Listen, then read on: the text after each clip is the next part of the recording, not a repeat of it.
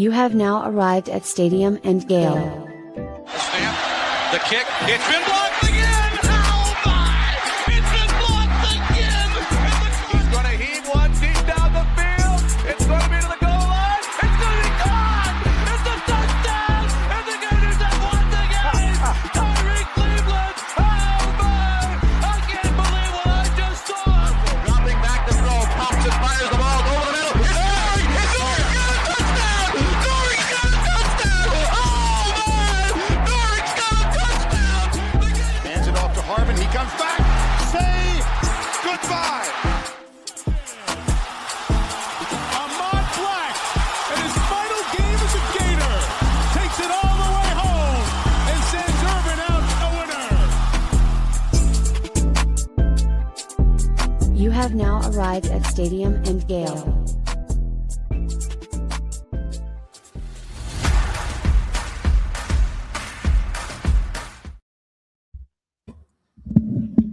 Boys and girls, ladies and gents, welcome to another episode of Stadium and Gale. It's your boy Corey.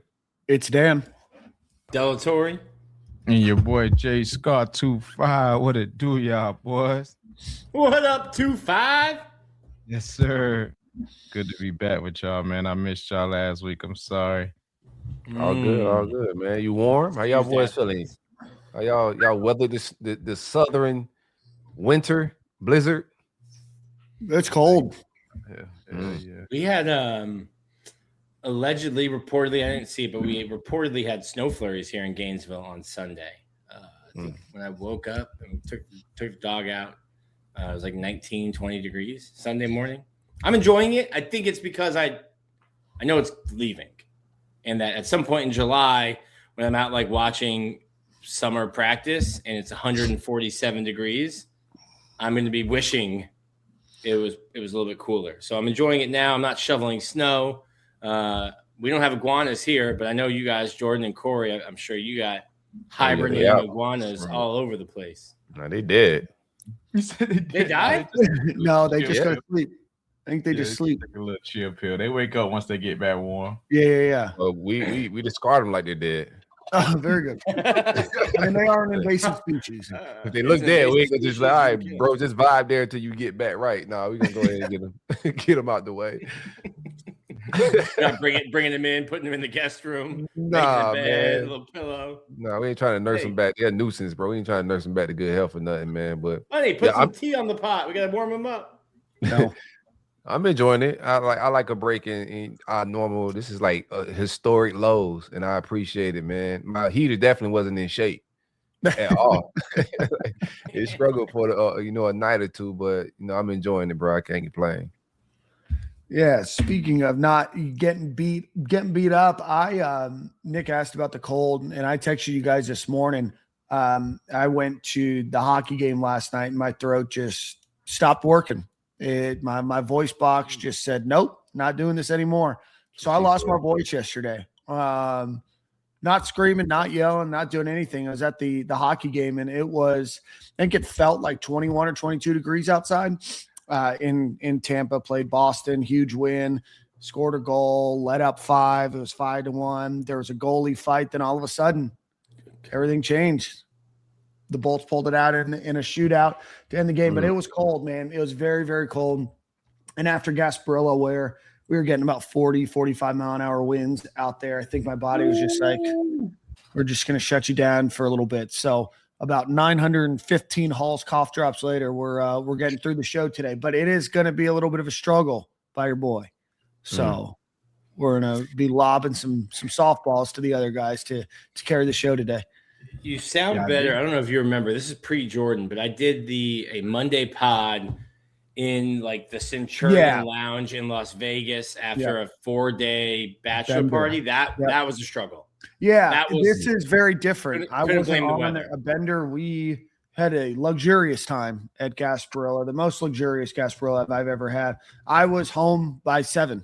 I think 6:30. Wholesome. That's wholesome. That's righteous right there. Very wholesome activity. And the godly hour right there, bro. Dude, I had a half of a beer yesterday, That's and it just shut down. Everybody's like, man, like, did you just get after it last night? I'm like, well, I knew this was going to be the result, like I would have, but no, it was the exact opposite.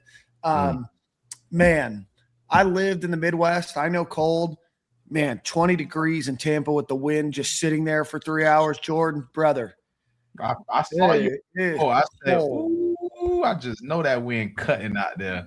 Where you was at? Man. Oh, you was outside at Ybor. It was that cold like that outside? Y'all was vibing like it that? was at where the Bucks play, where they play the football, where they play their football game. So 65,000 people. It was one of the coldest days in Tampa history. There was some snow-ish flurries around, like nothing that hit the ground or accumulated or anything. But that was why the wind was so bad on Saturday when I was just describing that to you. There's a cold front that pushed through. Man, it was blistering cold out there, and there's no heat, right? There's no sun out, brother. Woo! Getting cold thinking about it. Well, at least you were a part of history. Oh, Say yeah. that. Oh, yeah. No, it was an brother. awesome time. I do have a qualm, though. Can I explain my qualm here? Go ahead, man. Elaborate. So between the was the second intermission and the third intermission, they brought out Rob Higgins, who's now the athletic director for USF, but he was the president or director of the Tampa Sports Commission, which helps put on the Final Four and the national championship, and he helped bring this game to life before he became USF athletic director. He's also a cancer survivor. So every game they do this hometown heroes thing where they give you $100,000. I think this game they gave $100,000 to charity of his choice, was Moffitt Cancer Center. And then Rondé Barber came out and he said, if you can hit the puck all the way down the ice into this small little hole, we'll give you $250,000. So he missed it. And Baker Mayfield walks out. He's like, I'll give you $1 million if you make it. He misses again. They're like, shucks. Well, we're just going to give you $200,000, which again is not a lot of money, but also I'm like, man, you had the million. Like, yeah, you had to give. You give him the $1 million. You know what I mean? But it is what it is. Yeah.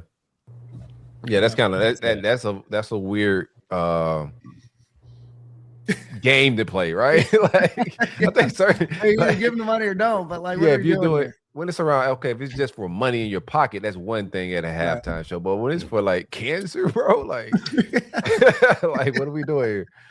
I get your grief. I mean, great cause. Also, it's a tax write-off. Like, just take the tax write-off. Give him the mill.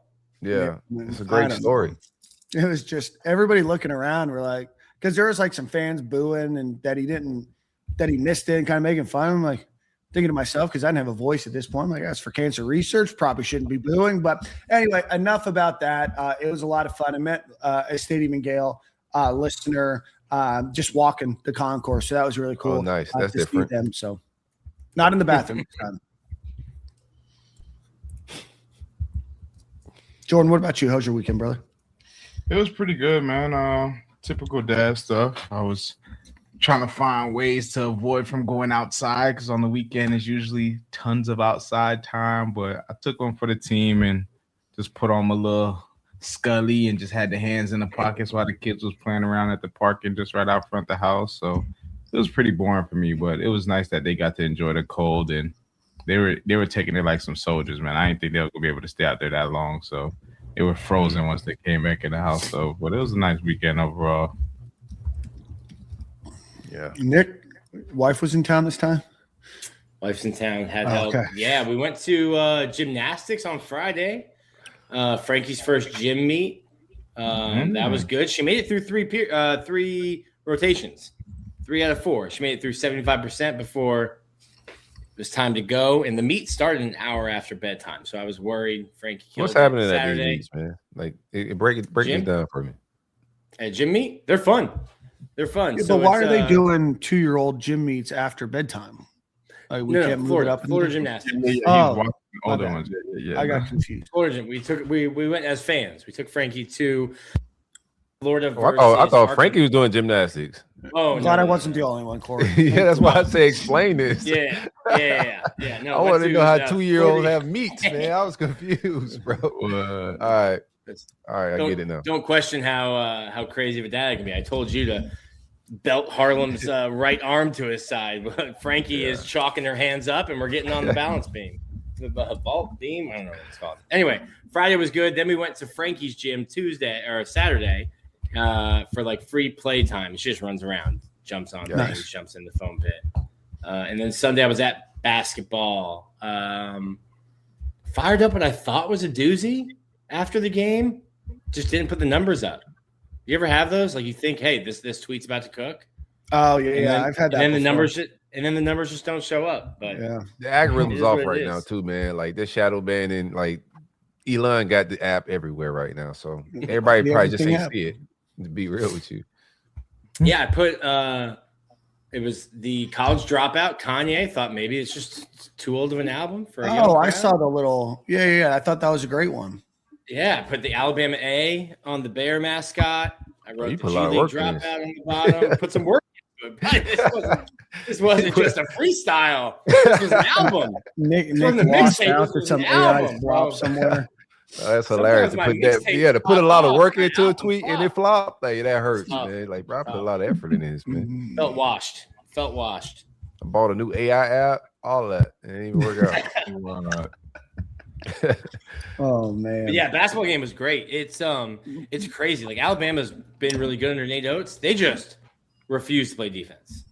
They are completely content to lose 100-99, but like they're just not going to play defense, and they're going to try to outscore you. I mean, Florida. We can talk. Let's talk about basketball after the ad break. Corey, let's get to your weekend, then we'll get into the show. I didn't get to a whole lot. It was freezing. I didn't even want to walk the dog. It was so cold out there, man. But I ain't do a whole lot. I stayed inside and bundled up, caught up with some TV series, like that type of shenanigans. I had a business dinner with with Bow Factory, but nothing special. Just warmth. One time for the great folks at Brun Insurance and Financial Services. Anything you need insurance for the Panhandle to the Keys, my man Greg is the best of the best and definitely can save you money. Give him a call at 954-589-2204. Visit bruninsurance.com. It's worth the time. I'm pretty sure he can save you money. Car insurance, life insurance, home insurance. If you got RVs, motorcycle, boats, all those toys, ATVs, trailers that carry the ATVs. Hit my man Greg up. Again, it's 954-589-2204, bruninsurance.com. Greg, what it do, baby?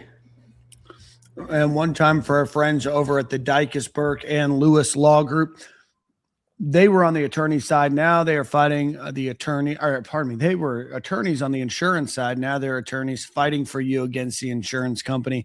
So if you have any issues with property insurance, pipe leaks or water damage, wind damage, hail damage, hurricane damage, sinkhole damage, probably freeze damage, all of these things are things that you can talk to the Dicus Burke and Lewis Law Group. Give them a visit at Dicus Burke Law. That's DICUS Burke, BURKE law.com, or give them a call at 855-652-1377. Again, that's the Dicus Burke and Lewis Law Group at DicusBurkeLaw.com or 855-652-1377. Hurricane season is not too far away. So just get that number in your phone. Again, 855-652-1377. We are going to have potentially two guests join us, two Johnsons join the program today. We're just not going to announce who they are until they're here because we've done it before. You know what I mean? So stay tuned for a surprise, maybe two surprises in the next little bit of time here. But Corey, I know that you didn't get the chance to watch. Nick, I know you were there. Let's talk a little bit about basketball. Earlier in the week, Florida was able to just beat the absolute brakes off of South Carolina 95-48, which is their most lopsided SEC win in school history. That then led into a marquee middle of the day Sunday matchup against the Alabama Crimson Tide, who was ranked in the 20s, I believe, right? I think just behind Florida. And Florida won 100-77, outscoring them 72-26 in the paint, and had 18 turnovers that turned into 25 points in this game. Another standout performance by Ruben Chinyelu. Alex Condon was just voted SEC Player of the Week, which is the second week in a row a Gator has been named SEC Player of the Week. after Ruben Chinyelu was ranked or was awarded the same thing last week. And then I believe I saw earlier today that Ruben Chinyelu was the Naismith NCAA Player of the Week. Mm-hmm. So, guys, there's still a lot of basketball to be played. There's still some holes in this team. But there's got to be a lot of excitement in Gainesville for what the basketball team is doing against some great opponents with March just a month away. Here, Nick, you were there. The environment looked incredible. I know that they were chanting G League dropout to the kid from Alabama that just came over from the G League. He fouled out with just a few minutes left in the game, and then the Gators were able to rest all their starters and get Olivier Rio back into the game in this one. So for his first SEC play this year. But Nick, talk just a little bit about the game that you were at this past week. Yeah, it was a little bit close in the first half. I think Florida kind of pulled away. Everyone makes some runs. But coming into it, well, first let's start with Saturday night. Kids were starting to camp out in Florida. I don't know what the reasoning is. They're not allowing tents. And we talked about earlier about how cold it was. Probably because of wind liability. A lot of people are blaming Scott Strickland. That's an insurance thing, not a Scott Strickland thing, people. So a shout out to Florida. They went away from what they normally do. Normally you have to have half your party there to wait in line. They just gave the kids wristbands, numbered the wristbands of where you were in line. They're like, hey, go home, come back in the morning. Still super cold at 7 a.m. when they had to come back, but not have to have student popsicles outside. The crowd was in it right away. Whatever Nate Oates said, trying to get in the referee's ear leading up to the week that Florida is big, stand in the paint for 5, 6, 7 seconds. The fact that you've got a booster judge giving you or allowing a grown man to play in college. The fans were into it right away, all over Nate Oates, all over Charles Bediako. And the place was pretty electric.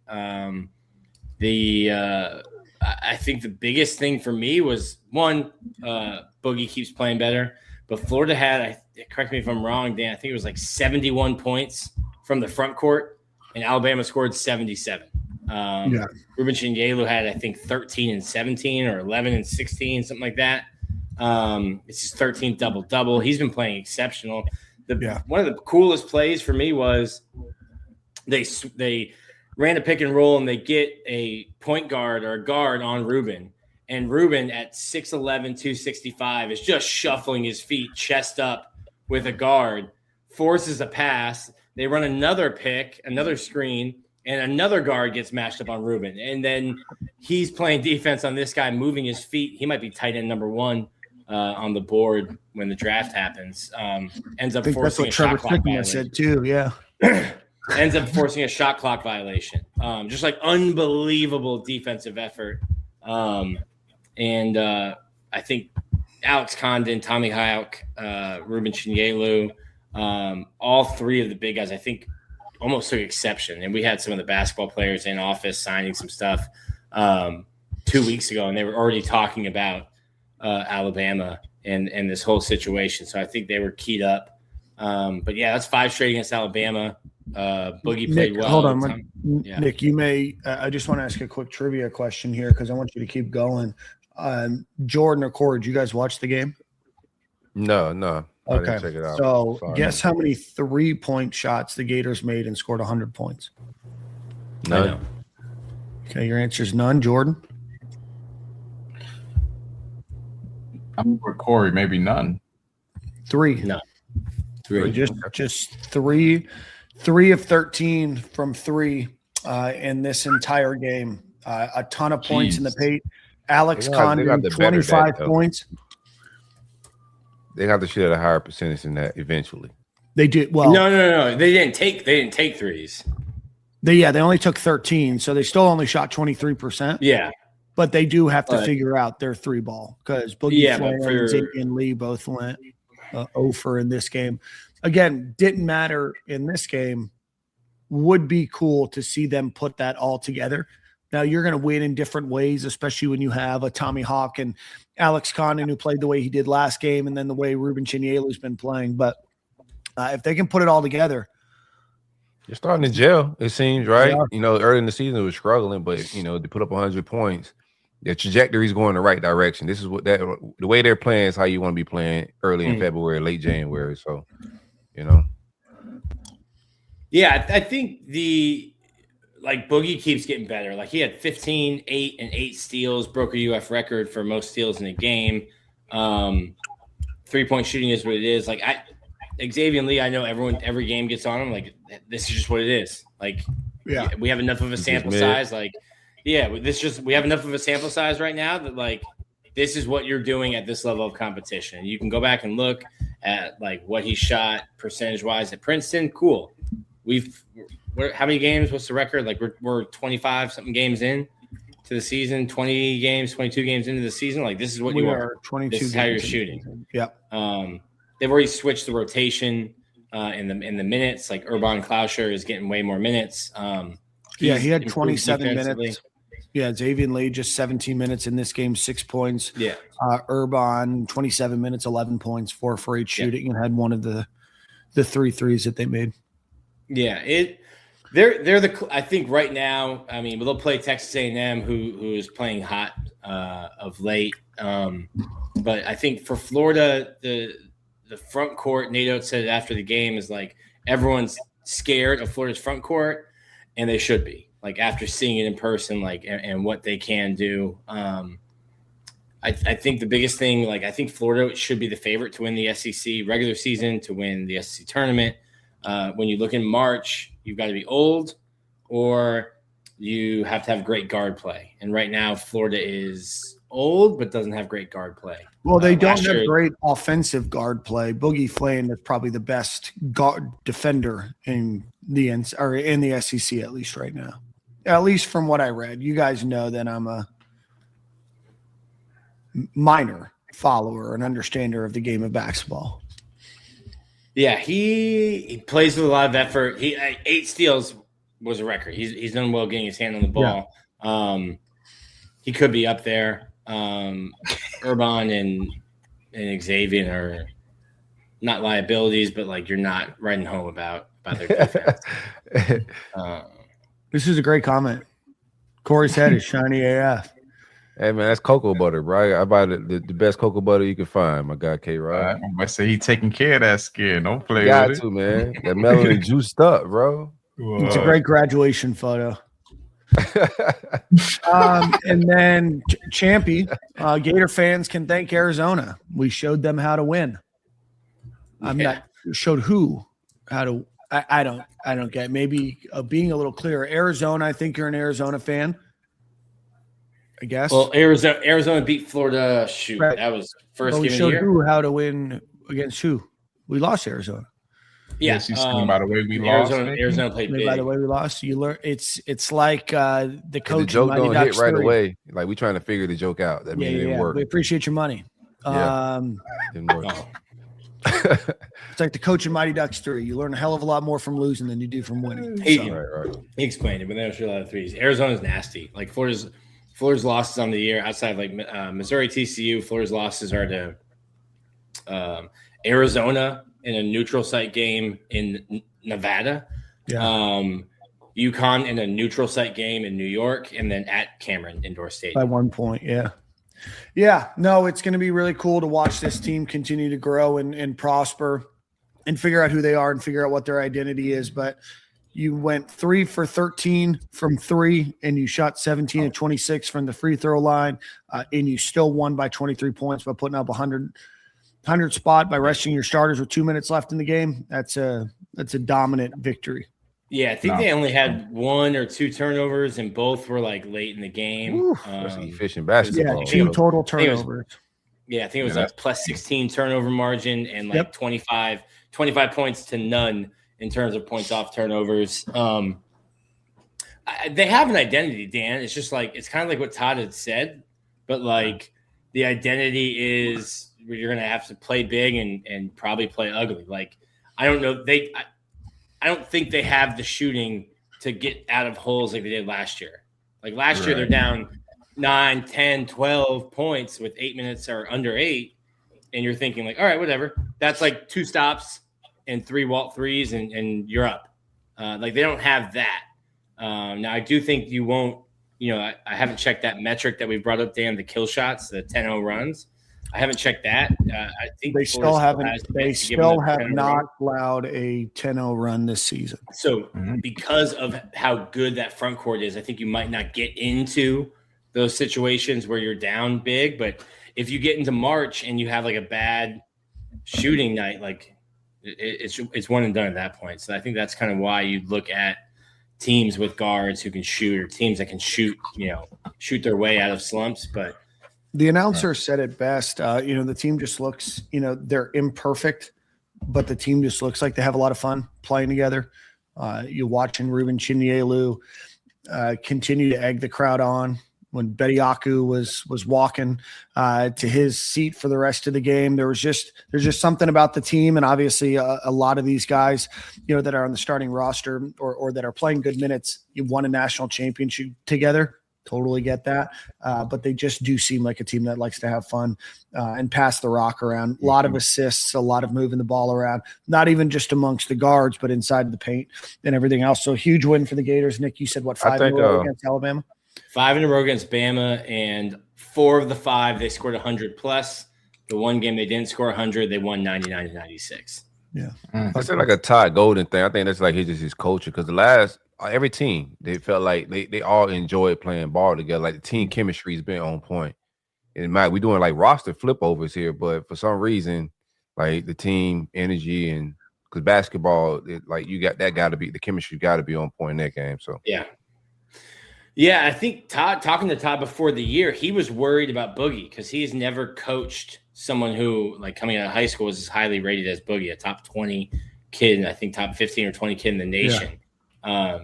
But Boogie's dope, like just a super dope, laid back personality. He fit right in. You kind of have to be if your nickname's Boogie, right? Yeah, right. Just like if your nickname's Bubba, you have to like cook and hunt and fish. It's just sorry. You got to enjoy a Bud Heavy. Yeah. Bubba doesn't drink beer that has a light on the bottle. Ruben Chinyelu, if you're on Twitter, Ruben Chinyelu put out a tweet. Super dope video, like going back to when he was in Nigeria, learning how to play basketball, which I think it started like 2016 or 2019. And it just kind of goes year by year, and you're watching him like learn how to play basketball all the way until raising the trophy last year. And then it had even some highlights from, I think, the Alabama game and some from this. But super dope video that he put together and he put out. If we could stream those kind of videos on here without a huge lag, I would show you. But yeah, no, huge game. Gators play Texas A&M midweek, and a lot of people think that this might be the game that decides who wins the SEC regular season. Obviously, there's more games to be played. And then did Georgia end up blowing that game? I think they did. Just another – Corey, you would have hated it. Just another Mike White special. Man, I'm mad I missed it. They don't play midweek game. I look forward to it. Not a midweek game. They play Saturday. Oh, my apologies. Another late tip. Nothing spells or lets me know how cooked I am.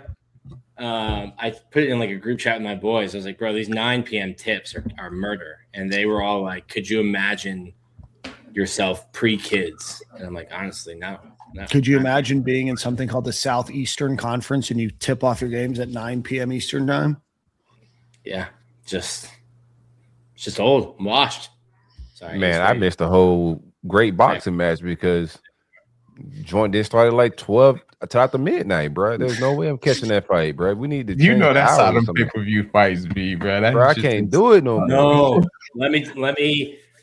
Paramount's paying the UFC $1 billion a year to not have pay-per-views anymore, but they put the main, like the pay-per-views now are just on Paramount Plus streaming.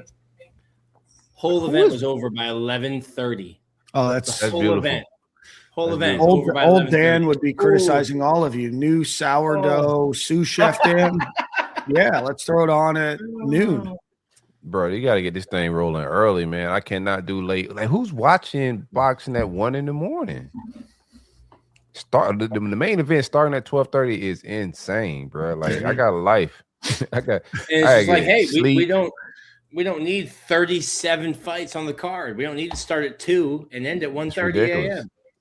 You can't. I definitely like if I go viceless, I can make it. And like if I'm not drinking any wine and I'm just completely sober, maybe I can like consciously stay up. But then what's the point? Right. What's the point? Right. I gotta enjoy the entire ambiance of this, man. You know. But yeah, I'm too wise to make the late night fights or the nine tip offs, bro. We gotta end that for sure.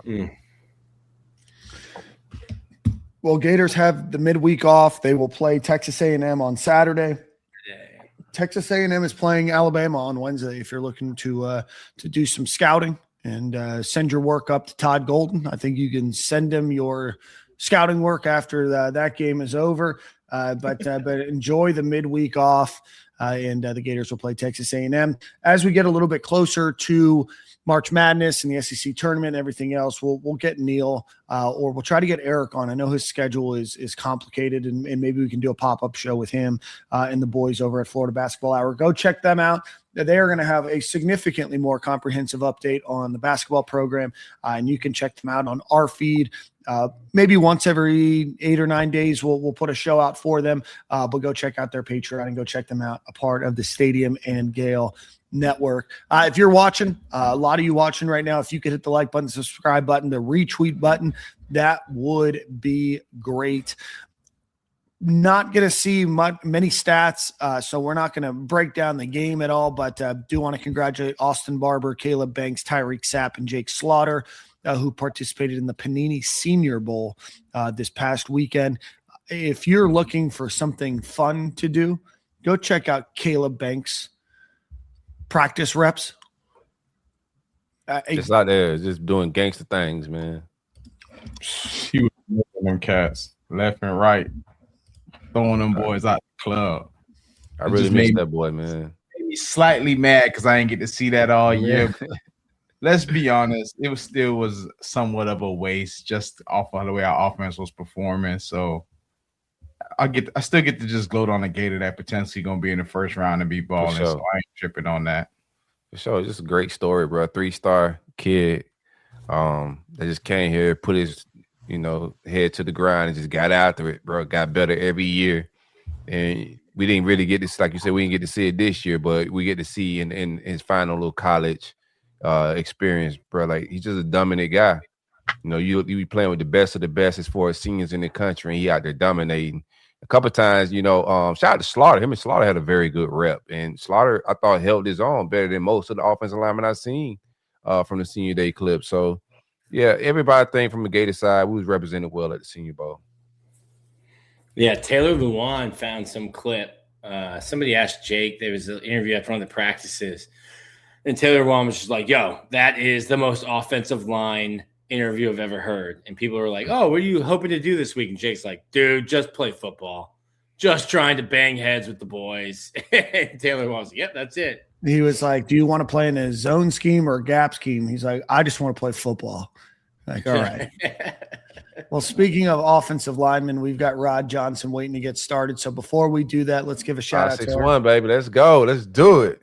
Let's give a shout out to our friends over at Game Time Sidekicks. Everybody get your cups ready. GameTimeSidekicks.com. Use promo code Stadium and Gale at checkout. We'll get you 15% off of Stadium 15 at checkout. Stadium 15 at checkout at GameTimeSidekicks.com. The best cups. They're going to keep your hot drinks hot, your cold drinks cold. Go check them out. Tons of designs, a lot of new designs always being released. Go support our guy Tyler with Game Time Sidekicks. GameTimeSidekicks.com. Promo code Stadium 15.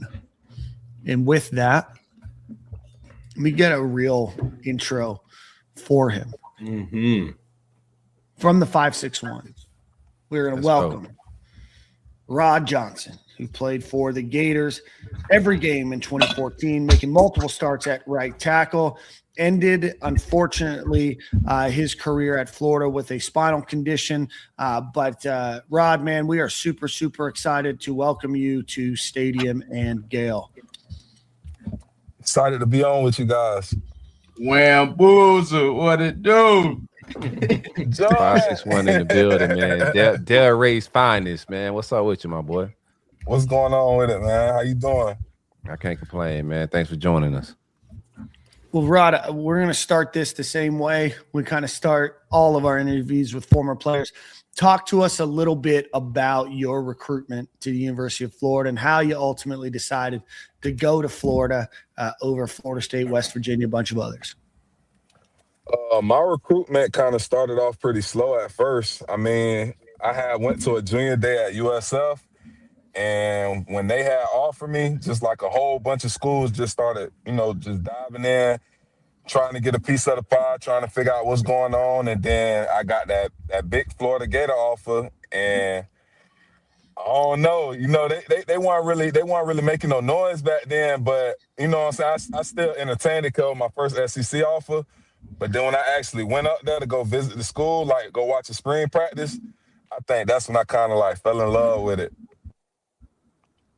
Did you have I just went from there. Honestly, I just went from there. Did you have an OV or just unofficial? Oh, I went on an unofficial visit. I was trying to see if you had somebody like Jordan taking you out to Midtown, dragging you around to the spots, really trying to seal the deal. Now, it was unofficial, yeah. Who'd you grow up like cheering for as a young Florida kid? Like, which program did you like? Oh, I like the University of Miami. Die hard. Yeah. Yeah, South I was Florida. a die-hard UM fan, yeah.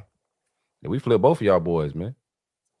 Jordan, well-known Miami commit. They ain't offered me, though. The Miami ain't offered me coming out of high school, though, which was real surprising. So, once they kind of killed the dream, I was just like, man, it is what it is, man. I'm just going ahead and be a Gator. I wonder why GB ain't come to Florida with you, man. Why you ain't bring GB over there to the dark side? Red Bryant. I think Greg R.I.P. to GOAT. R.I.P. to my boy, man. I think Greg was just super sold on Notre Dame and what they had to offer. Honestly, I think that's what it was. Hey, however that visit went up there with him and Notre Dame, he came back a committed man. So Tony Alford was a good coach though. The running back coach there was Tony Alford. He was a good dude. Yeah, for sure. He's still in the game right now. Yeah, for sure. He definitely still out here kicking. Yeah, man. Me and Rod go way back to high school playoff days when I used to have to see the boys down at Del Rey when I was playing at U school. That was like the toughest game for both of us, kind of, because we were both private schools, and you know how private school schedules goes. The majority of the schedule is not that competitive until you get to like the playoff time, and then you face a team like Heritage Del Rey or University School, and like they got guys too. So ACC my freshman schedule, year, they kind of left a little bitter taste in my mouth. They got the best of us, and we came back for all the Avengers my sophomore year to try to get back to the boys. Who was that? Man, we had to put them out. We had to put them out of place. Jordan, what? Your freshman year. Boy, they did us they dirty. Ain't get the job done. Yeah, they ain't get the job done. Well, y'all had Sam Bruce, Quincy was on that team. Who else was on that team? We had a lot of guys. Quincy. Who else is another good one? Boys. Mike White was another good one. Mike White was a quarterback for us at that time. Brandon Boyce was another one. I'm trying to think of who else maybe on the defensive side. Richard Jurgen, I don't know if y'all know who that is. He played defense in Clemson for a little bit. Remember that name? That's dogs. It was definitely some dogs. Honestly, my freshman year, we had more dogs. Like our team was older. We had straight seniors for real. So I thought that we was gonna beat them, but shoot, we was at their house. Them boys came ready to go. Greg was out there toting that thing. For sure. Who was inspirational or very like just on you early on in football? Like who encouraged you to play this game? I don't think a specific player encouraged me to play it. I think it was more so watching the University of Miami play football. You know what I'm saying? I think I grew an attraction to it, and I don't know. From now, I always just used to be like, damn, I want to play football. But I was too big, man. I couldn't play for like no Dairy Rocks and no Boyne Beast Bulldogs because they went by weight back then. They ain't go by age group. So I had to wait to jump off the porch in like 8th grade. Okay. Yeah. So your first year of like legit tackle was 8th grade? Like right before I high got school? thrown in the fire. Yeah, I went to a middle high school. It's like a small school in Delray called Village Academy. So like they had just started like a program there, and I just, you know what I'm saying, I was already at the school, so I was like, man, I'm just going ahead and play. 8th grade out there playing varsity. Oh, that's good. So what do you think transitioning your time at Florida a little bit? I know it's obviously a real bad story, and like we all lived it. I was there with you through living it, but if you could take me back to one of your favorite games, what was a good game of yours where you feel like it was one of your best career games, just one of your most memorable games at that? I think it was that Kentucky game when we went I want to say we went like 3 triple overtimes. Yeah, D-Rod was going crazy. D-Rod was going crazy. I was at and that I game. just remember that third overtime when we had got the ball back after they missed the field goal. Literally, if you go watch film, look where the ball hit every play that Jonesy broke out. Watch where the ball hit. It hit right off me every play. It was Follow only 3 plays. 5-5. Follow me, I'm gonna take you there. It was only 3 plays. He got 2 big gains, and then we got down at the 1 yard line. Watched the last play, came right off me, touchdown. That was probably like my most best moment, and it was my first start. Ooh, I know y'all was tired as hell. 3 overtime. Man,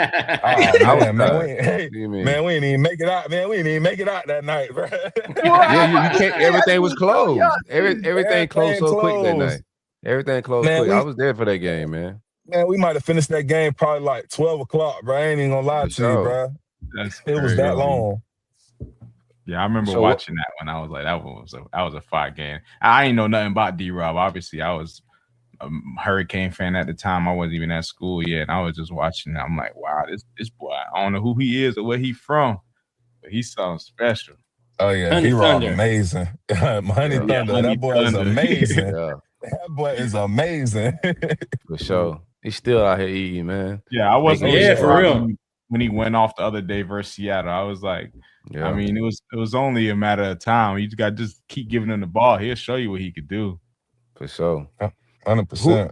Who on that defensive line when you got there as a freshman? Who on the defensive line gave you a hard time? Dante Fowler and Dominique Easley. Oh, why is that? Rob, what's wrong with you? Why'd you struggle with those two? What are you talking about? Oh man, them boys, they're different, man. Them boys, they're dogs, man. Them boys, a whole different type of dog, man. Going against them two, it's just like it's crazy. What were both of those guys? They both were, big personalities, man. What was it like being in the locker room with Easley and Dante? Dante kind of chill. He be vibed out, but Easley a clown, man. He a whole clown, man. He do all type of crazy stuff in the locker room, man. He's from a different planet. Yeah, for sure. He throwed me off when he had the Chucky doll. When I seen that in his locker, I was like, man, what the hell? Like, what? That was the original. That was the original. Yes. Yeah. He the original Chucky, and I just kind of grew on to it. Right. So what was his mean? Did he tell you why he had a Chucky doll? Like, did y'all have a conversation? Like, hey, bro, what's up with the doll? I never asked Easley what that Chucky doll meant to him. I ain't even gonna lie to you. I never asked him. All I know it was is just a symbolized of a relentless player that just go balls to walls every play. That's pretty much all I know about it. Right. Play like a lunatic. Wild too. Like people have like more props and stuff now, but like I remember that first time I saw him, I'm like, yo, is he carrying a murderous doll? Like he's carrying it like by the hair, just swinging along, wearing a suit. I mean, the dog got a knife in his hand and all, man. That was easy, bro. He was super interesting. You could get like clown easily, and then he might hit you with some like philosophical answer to something, and you're like, yo, where'd that come from? He was when he said he thought Bear Bryant was a cartoon, he had ESPN and everybody fire hot. Bro, Paul Feinbaum had a stroke. What do you mean you don't know who Bear? I'm like, bro, he's from New York. He doesn't watch college football, and Bear Bryant was dead before he was born. Why would he know who Bear Bryant is? He thought that was a cartoon. Hey, like Yogi Bear or something. He's dead serious. He's super serious. Hey, he's dead serious too. That's funny. What's your thoughts on Will Muschamp, man? Fiery guy on our end. I love Muschamp. He just couldn't figure out the offensive side. But what was he like from your perspective? Oh, I love Coach Muschamp. I ain't even gonna lie to you. I like Muschamp because I feel like as a head coach, he trusted me to be able to start in some games at a real high level. I'm talking about like the Alabamas, the South Carolinas. Like I'm talking about teams like that had good pass rushes around that time. Even Missouri, you feel me? He trusted me to start against Missouri going against Shane Ray. But like you said, it's just couldn't get the offense going. But the defense played superb all season. Yeah, Jordan and Will couldn't get the offense going. Hey, just chill, bro. Yeah, it just couldn't. It's just too many OCs. Play action right and left. Man. That ain't my fault. What was the vibes like in the locker room? Both y'all, I mean, the offense is struggling, defense is doing this thing. Like y'all ain't feel no pressure, like from y'all end to hold up y'all into the bargain. I mean, I can only do what I can. Yeah. I don't think the vibes was like that or like divided, like defense out there tripping and beefing with offense in the locker room. It was just, hey, it is what it is once you get in the locker room. Gotcha. And I also kind of felt like, shoot, they went against us in practice. They knew how easy it was to stop us. It wasn't because of the talent already. So they ain't mad at us. Jordan's like, bro, they weren't surprised on Saturday in the fall. They kicked our ass all summer, bro. We ain't get a first down all week in practice. Come on, they know what we doing. If it ain't outside zone, it's just play action to Gooseby. Yeah, man, that ain't gonna lie. For a coach that had won about 10 games, man, he called some of the most basic plays ever. Though. I don't know what it was. He just had the guys to make the plays, bro. I swear. Hey, some of them games, the run game would just go crazy though. Like he would just have these opponents where he just 12 personnel, but he just dialing it up, bro. Like with misdirections, and you know. Well, he had that one Georgia game where they won. It was like 420 yards rushing. I think it was like 56 rushes. Like Matt Jones and Kelvin Taylor each had like 28 carries apiece. Yeah. It's because they couldn't do anything. Yeah, the whole game plan on that was to not let Treon throw the ball, honestly. It was not like, he was a freshman around that time. Around that time, so we kind of like, you know what I'm saying? It's a Georgia game. You don't want to really risk nothing if he can't get the job done. So we got to depend on the run game, man. O-line definitely stepped up to the plate that game, and bro, that was Georgia in the mouth that year. That was a wild season because that was Tennessee when Will said, so happy to see all these disappointed fans leave. That was Driscoll got pulled, Treon went in, Austin Harden kicked one right down the slopes to win it. Nick, too soon. Too soon. Can't talk about then Treon, something happened with Treon, like off the field stuff, and then Jeff had to come back in, and then Treon comes back in. That was a wild season. Yeah, that was pretty crazy. A lot of controversy going on. You're gonna make the poor guy have nightmares tonight, Nick. Nah, what was the controversy going on, man? Like, the field was I'm in for the stories, bro. What controversy was going on, right? Talk to me. It's a typical locker room, but you got like most of the stuff that the media already know. You feel me? You got that kind of stuff going on. Yeah. Like it's kind of a distraction on the team. Like, man, everybody thinking like, man, whatever Treon got going on, man, we got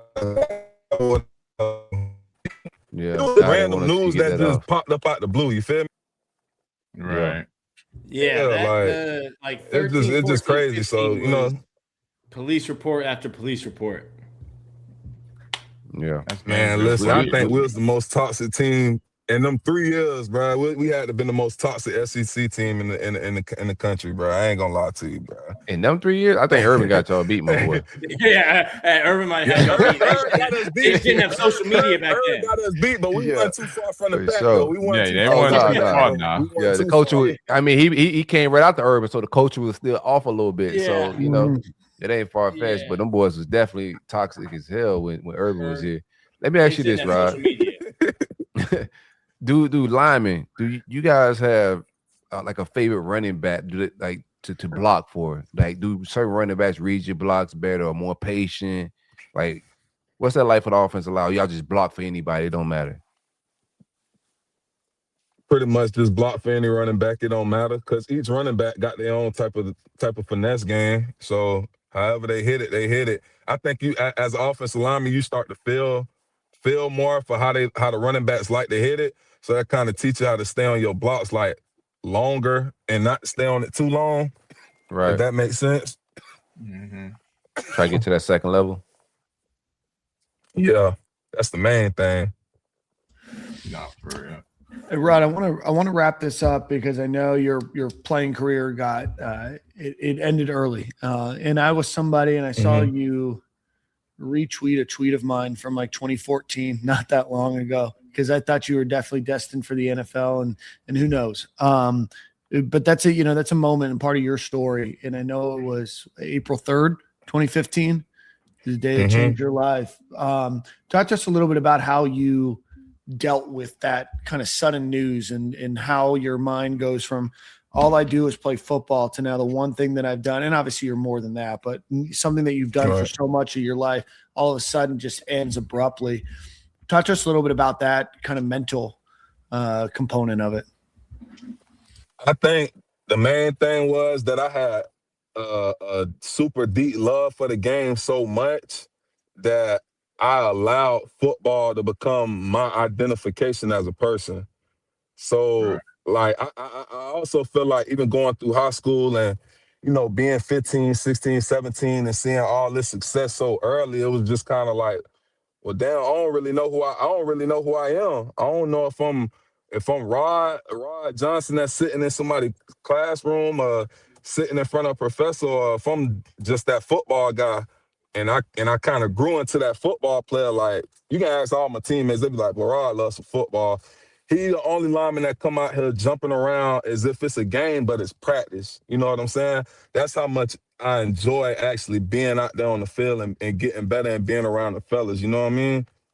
So when you sitting there for the probably like six years, man, I went through a whole phase of depression, trying to learn, trying to figure out who I was as a person, like what I'm good at besides football and all that extra stuff. And yeah, I faced some humps and some barricades in the roads, but I mean, at the long run, I mean, I think I kind of set out to do what I said I was gonna do when I first got the news on me. I just was being naive of it, and I just had to go through a lot of humps and stuff before I got there. So God had to show me a lot of stuff before I could actually get to that task. And when I got there, it's just like I said I wasn't gonna never let coaching go. So like right now I coach, and I enjoy that more than anything in the world, honestly. Yeah, man. I told you this, but I'm gonna tell you again, bro. I'm proud of you, bro. Like, I see you, you're moving around, mentoring and coaching these boys up. I see it from a local standpoint on Facebook, a little bit more local than Twitter and all that, man. But I see how you moving, and you just gotta follow the journey and take it all the way to the end. But I'm proud of what you're doing, bro. Like, you still giving back to the game and the community. And you're doing it in a positive way. It's easy to be down and depressed, but you're approaching this thing and attacking life in a positive manner, bro. So keep going, bro. Appreciate it. Yes, sir. I'm going to keep doing that. Already.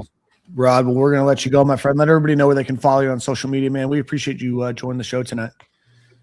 And y'all can follow me on Instagram, RodJ_55SOS.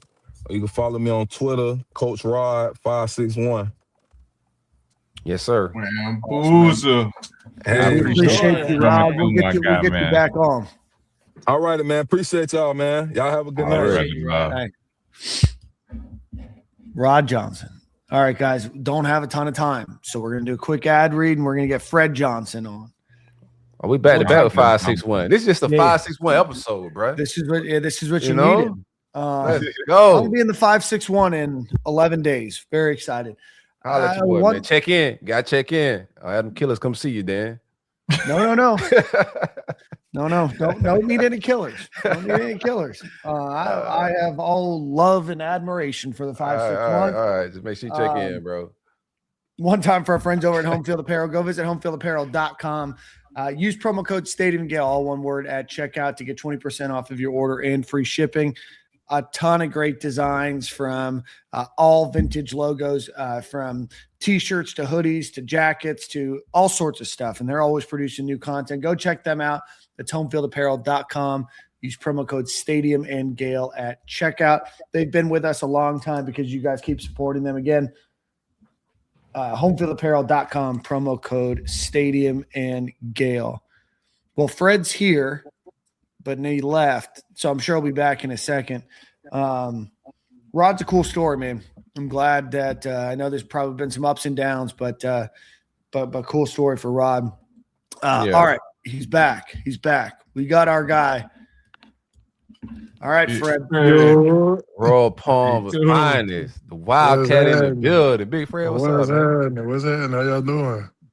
All right, so we got to do an intro, Fred, because this is what we do, and you've got a really cool story. From West Palm Beach, Royal Palm High School, comes to University of Florida, offers from Marshall, Miami, Nebraska, Tennessee, Virginia Tech, 4 seasons at UF, goes to the NFL, undrafted, has now played for the Steelers, Bengals, Bucks, Eagles, Jaguars, and now back with the Eagles, and he's a Super Bowl champion. Yeah, I got the ring in the room. Y'all want to see it? Yeah, go grab it, cuz. Go get it, bro. I think you're missing out on one important part, Dan. One of the important parts is he really started playing football, I think, like his senior year of high school. Yeah, for sure. He's just a big monster on the side. We're like, who's this big kid? I remember I played against him when I was at St. Thomas. I was like, who the hell is this big old dude on the... I was wondering what Jordan was going to get at. Hey, remember what, like, they used to cook him on Twitter, like, you know, for a little minute, right? You know, I'm 5'1" apologist, so I'm just going to bat for him. But I kept telling people, I was like, his size alone is going to give him a few years in the NFL. Listen. Size and athleticism Scarlett, I met Scarlett on our visit to Miami. Yeah. I ain't know what we was doing out there. I'm like, they just told me to come, bro. I don't know what I'm doing. I don't know what this ranking is. I don't know what the stars mean. They said they had a bed and food. I'm out there. Ain't no the ring though. Oh, dance! Some diamonds dancing. That thing dancing. Man. Hey, boy, I'm telling you. Does that? It ain't. Huh? Does that move? It looks like it has like a latch or something. No, it's just the diamond. The wings pop out. I mean, come on. Jeez. Wings pop Oh, out. my I wish we got goodness. another one this year, but I played 1 year my senior year. And you know, had a long road to get to college, but you know, I went to Florida. So it was the right decision. Actually, Rod was just on here. Rod was my host. Okay. Oh, man. Rod, the main reason I liked Florida. Okay. Let's do this chronologically. What were you doing your first 3 years of high school? And what football coach was fired because they didn't find you and be like, hey. I'm gonna be honest. I went out my freshman year, and I think I just rolled my ankle or something, bro. But I was like 6'6", 240, 250. They ain't have a spot for me. They was like, tight end. But I got hit one time by a linebacker. I was like, nah, bro, this ain't it. And they had me on the line after that. I rolled my ankle. I quit. So I wanted to play basketball because my uncle was in the league. I don't know if y'all know Otis Thorpe. He from Lake Worth, Boynton. Yeah, so he was in the league. So I wanted to go, you know, stay with him and learn the game from him. I wanted to play basketball, but that never took fruition. So you know, I was moping around, just mad. Like, you know, I just do whatever I see everybody else doing in my life. You know, which was nothing. You know, the bare minimum was acceptable. So you know, I was like, you know, I go get me a job at Walmart or Publix or something after senior year. You know, I pay my bills and stuff and chill. And then my junior year, they brought me back to the team. Like, one of the coaches, his name was Coach Kent. He seen me going into the library and cafeteria at lunchtime. And I'm telling you, it was during testing. He screamed. He was like, Fred, I don't care what else you do, man, today. Just come to practice. I'll talk to whoever I need to talk to. Just come to practice one day. I'll leave you alone. I promise you.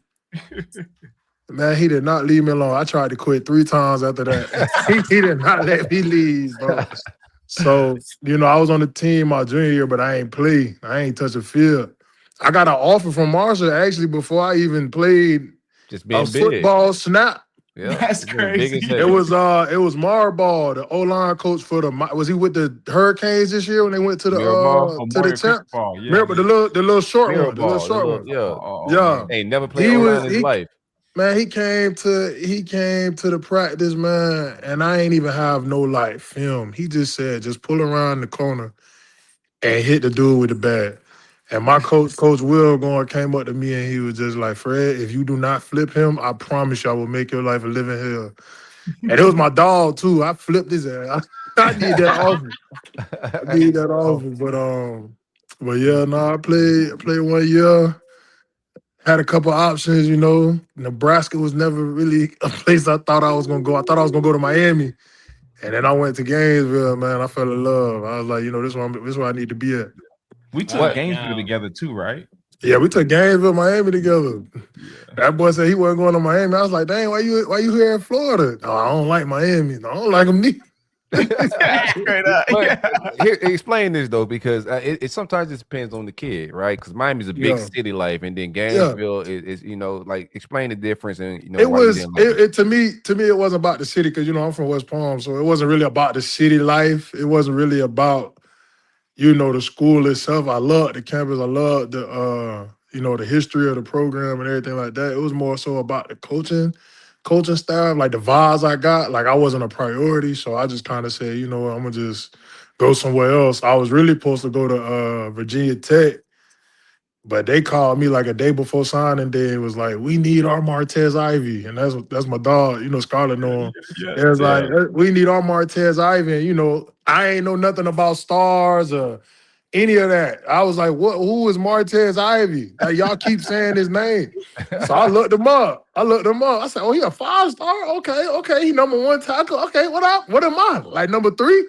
Number 4? Man, I was like 170 or something. I was sick. I called him back. I said, you know what? I think I'm gonna go to Florida. I'm gonna beat him. I ended up playing guard for 3 years though. So, it was a raw deal, but it was what made me, prepare for the next level. It's how I got my foot in the door in the league, and it's been a ride ever since. So real quick. So I wanted to go chronologically. You gave Rod props as Rod. Yeah. You gave Rod props as the closer. Rod secured that. Walk me through the OV. The OV, I can't disclose. I can't disclose, brother. I can't disclose. This is a family show. We had a great time. Everybody watching this, man. Nobody snitching, bro. We all. I'm just saying, 10 years later, I still remember my OV. So that's all I needed to say. Time was had. Time was had. He got game. Huh? He got game vibes. Well, he had great vibes. No, He Got Game. You seen the movie He Got Game? Yeah. No, he got game. Good. Yeah, all right. I mean, he had the vibes up, and the decision was easy after that. So going back to your Florida career, just me thinking that you was playing guard is crazy. Now that I look back at it, like they really had you in there 6'8", as big as you were. Yeah. Guard. They put Trent Brown at guard too. Man, listen, I didn't even know Trent was at guard today. It's like, Trent Brown did it? I'm like, yeah. And then I met Trent Brown in person. I was like, God, huge human being. boy. That's a huge human being, bro. Huge human being. I thought I was big. You're in the same category, bro. Yeah. Trent was playing like left or right guard when Treon was quarterback. Yeah, bro, there's no way. There's no way. In the middle. I was playing right guard with Treon. In the ass. No way. Man, I'm telling you, but it was a good experience. I mean, I was reluctant to go, but I just wanted to be on that field. I couldn't really say no. And there was a lot of ups and downs with that, but I enjoyed it. I had Wani next to me, TJ McCoy, Nick Buchanan. I had some good centers, some good tackles. We was complaining back then, but I can't hear you, Scarlett. I can't hear none of y'all actually. Now I'm about to say our whole entire draft class was full of linemen. I mean, I still can't hear you. I don't know. You probably refresh, maybe. You can't hear us. We telling you to refresh. You can't even hear us. Like we real smart. Oh man. Yeah, I want to definitely ask him who is one of his best dudes he went against on the defensive side, and then we can maybe start getting into more of the NFL. Yeah. You can ask him Unfortunately out, for Jordan. you, Jordan, you're back every week, and now that I know that the OV was a movie, you'll be getting pestered. Right. I don't know nothing. Yeah. Oh, you don't remember it, huh? I don't About those days, Jordan. Oh man, I was gonna ask you though, Fred, who was one of the best D linemen you went against on our team? You know, through all your years playing, who kind of gave you that work? Who was somebody who's kind of iron sharper iron kind of guy? Man, our freshman year, bro. I'll never forget the first day in Paris in the SEC. It's hot. We at the lacrosse fields, bro. Ooh. And I'm over here like, I'm thinking I'm big and bad. Can't nobody mess with me. I know what I do on the field from high school at least. Yeah. And we got out there with them pads on, bro. And CC Jefferson, All-American, came Carl. out there. I'm talking about we had a play. I think it was just like an outside zone to the right, but he was in like a 5 or like a wide 9 or something, bro. He hit me so hard I flipped, bro. And when I tell you, when Coach Summers came running over, like, hey, you're just gonna let him do that to you? I had to look up at the sky like, nah, I ain't gonna let that happen no more, boy. But it was CC, we never was short of talented D linemen, but Jonathan Bullard was tough freshman year. Caleb Brantley was tough, man. Because I wasn't out there on the edge no more. I was at guard. So, it was really with all them boys. Yeah, it was really smooth, but it was a lot of guys, but just that whole transition from high school to college, man, that was the roughest year ever, bro. Bro, and that's being new to football. Jefferson, that's Baker County, that's country Baker boy County, strength. country strength. I'm like, nah, this never happening again, bro. Yeah, he's short and stout too, so it's kind of hard to get It down. was hard, yeah. I had to figure it out. What's it like getting on campus and struggling as a young offensive guard? Are you reading the tweets and the message boards?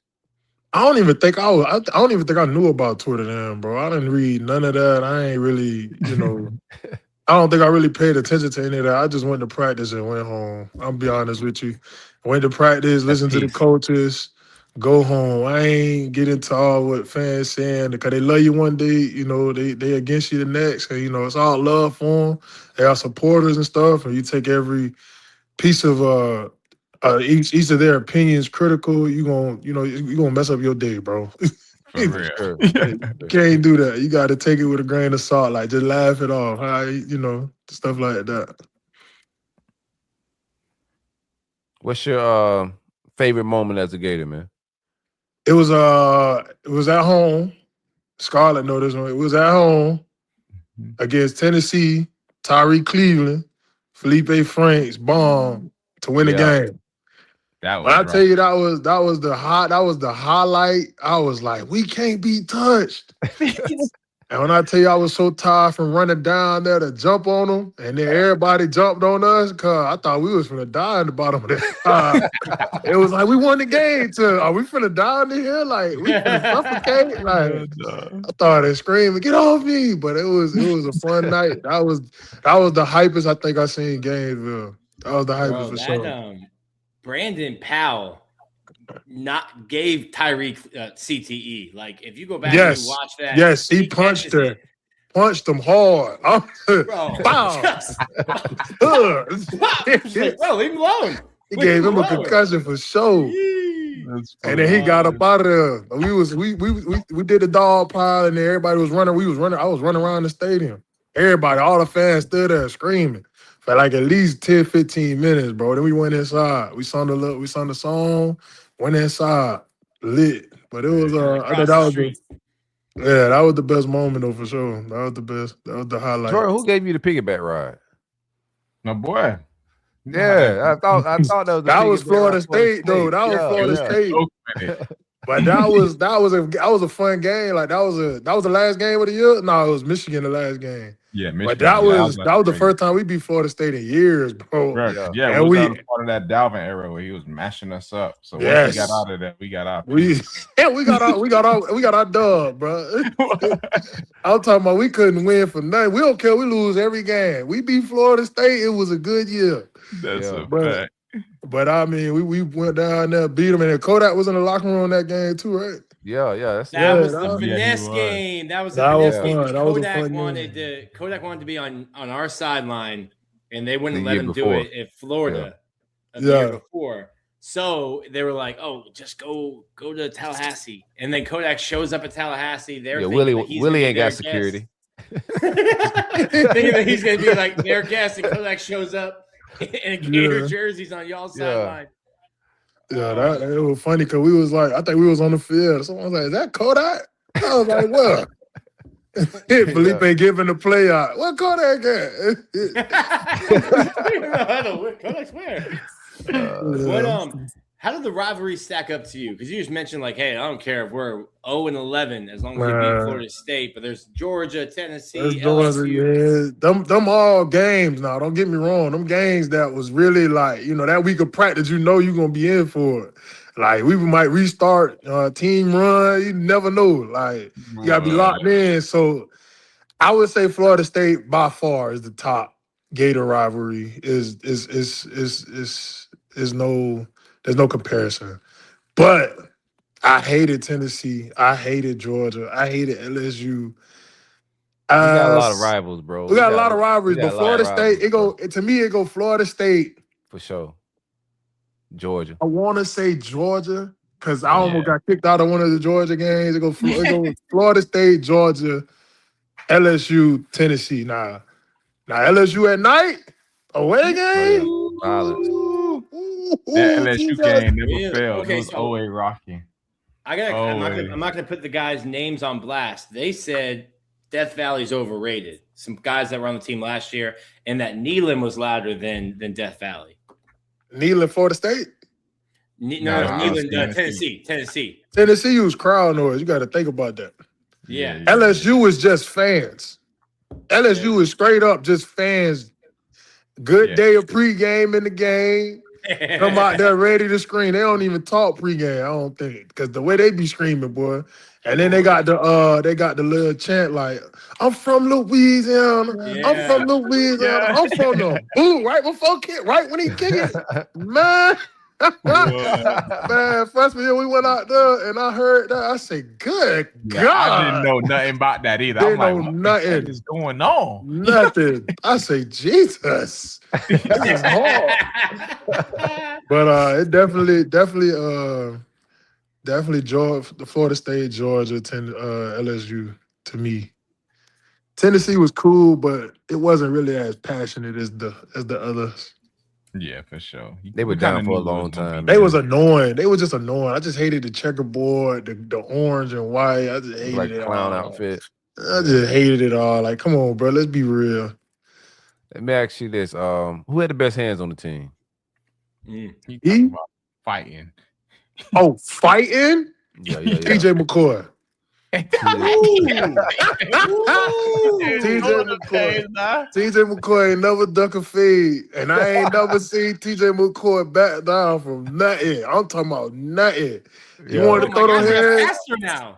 TJ McCoy, yeah, he was throwing them things. He made sure the real McCoy. The real McCoy. I think we got the name of this show.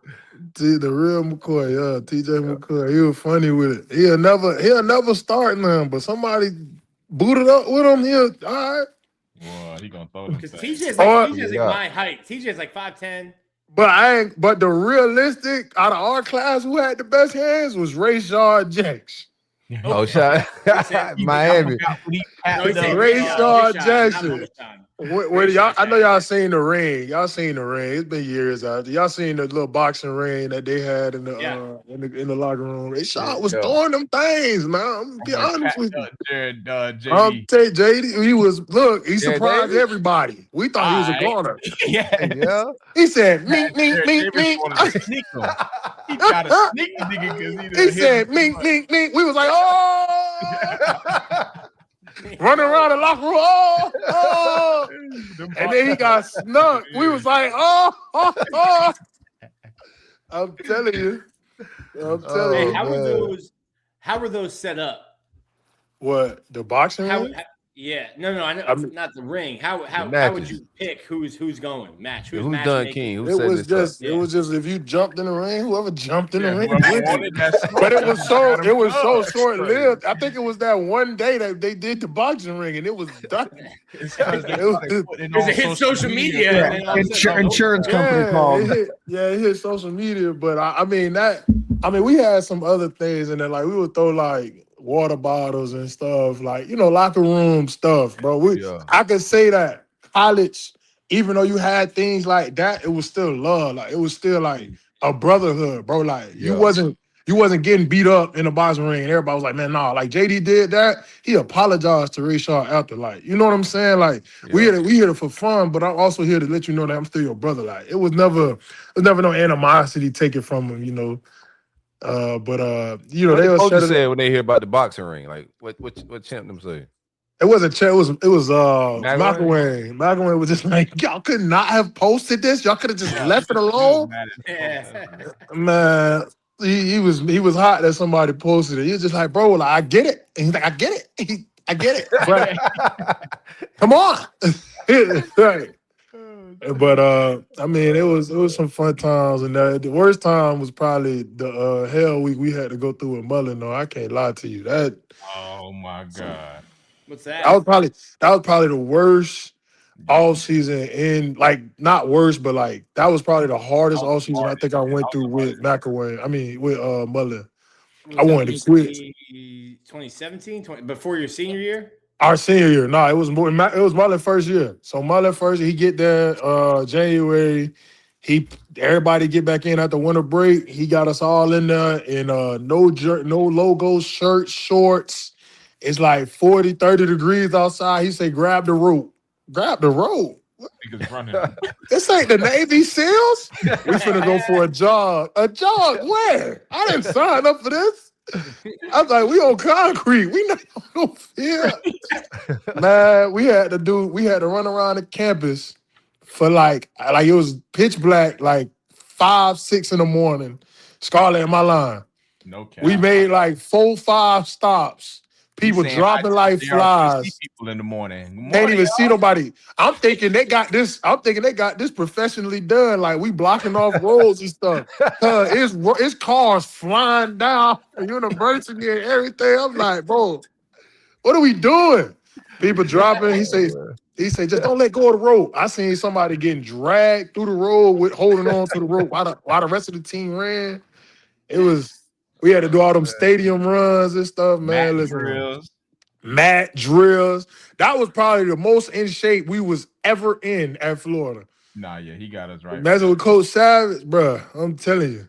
Savage. Well, it was coming from. I was too young at the time to realize what was happening, but I think it was Kent. I can't remember his name. I used to work at Gainesville Health and Fitness.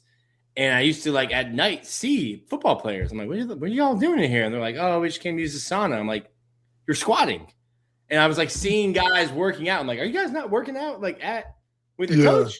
Yeah. But there were dudes at Gainesville Health and Fitness for a while. So I don't doubt that being dragged down university, holding onto a rope, got you in better shape.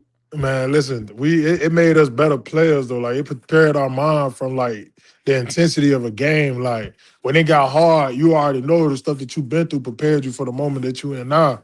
Right. Same as training go anywhere else. You practice, you train harder in the off season than anybody else. The game gonna be easy. Just like if you practice hard throughout the week, the game gonna be easy. You know what I'm saying? Like, it was the same concept. But we at Young didn't understand it. I'm over here fussing with them, like every day. Like, bro, this is too much, bro. The Valentine's Day lift? Oh my God. OD. Oh my Valentine's Day massacre. Bro. Ooh, them leg presses. I'm telling you, make any man cry. Make a grown man cry. I don't think I can do this. Nick Savage got a big personality. It's a lot of energy. What was that introduction when you first met him? What was it like? It's go time. That was the introduction. He had a deep voice. I didn't think his voice was going to be that deep. He had a deep voice and he meant business. And I ain't realized until we started running stadiums for every home loss we had. And we had a lot the year before because the coach got fired. They counted the Georgia game as a home loss. It's a neutral site. Like, bro, what do you I mean? play with the Jags. That's Man, their listen. home. Listen, I'm telling you that the scariest sight I think we seen though, we was running the stadium, Scarlett. We had to go up to the top, the nosebleeds. And I think all the skill players different, like they left the lineman, right? But the lineman still getting out. I remember we was coming through the snake at the end of the nosebleeds. We look over to the home stands. It is one person on the home stands. And I mean one person hitting it. I'm talking about guess who it was? Who that? Felipe Franks. That I sat down. I stopped running. I said, what is he on? What is he on? I don't got that energy right now, bro. Do I gotta drink coffee or something? Am I messed up? But I mean that offseason, man, it was hard, but it was a grind. It was fun. So, that's how you want to. They played the games up they played they put like no Nope. I thought Nope. Dan said they put the Nope. highlights of the losses. No, sir. It was straight no up. entertainment. No It was entertainment. no entertainment, just great work. Yeah. All you finna do is work, buddy. That's it. Mm. But my college years was fun, man. I had a good time, made some good lifelong friends and stuff like that. Had some good experiences, had some bad ones, but it was fun. It prepared me for what I was ready for with the draft and everything like that, which I didn't get drafted, but that's neither here nor there. What was your mindset going into the draft? Did you expect to get drafted? Like, what was your agents telling you?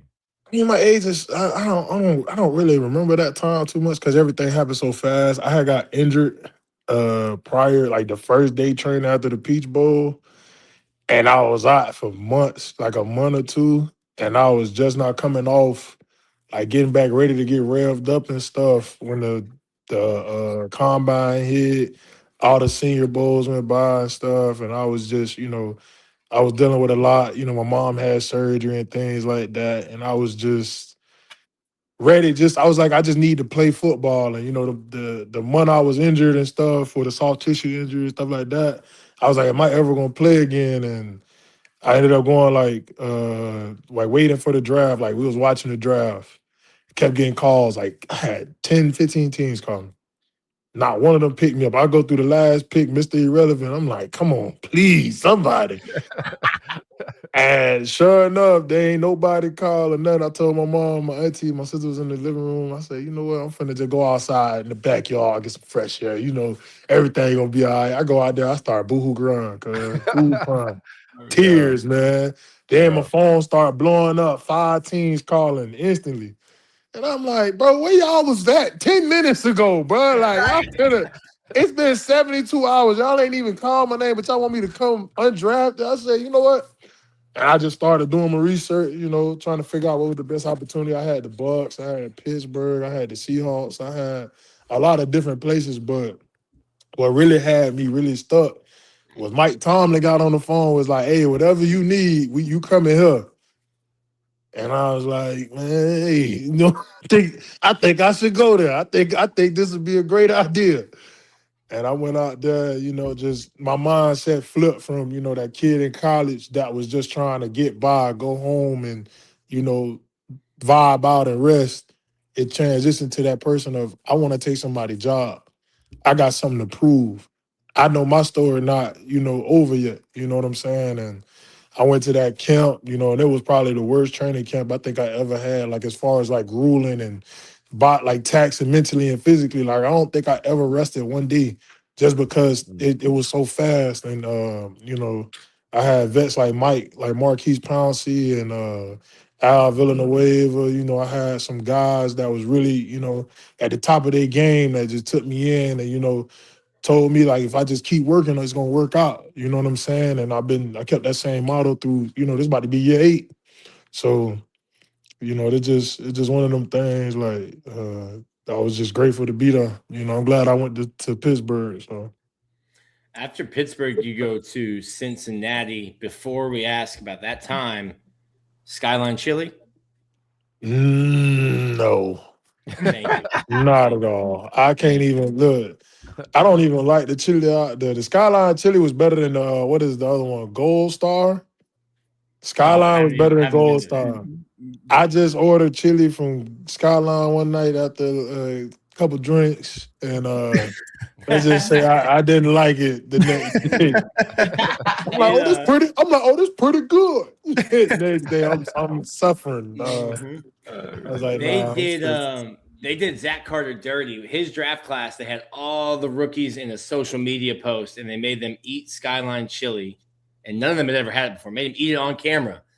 Luckily, the social media person tells them, like, hey, by the way, you have to say you like it. You cannot tell these people from Cincinnati that you don't like Skyline chili.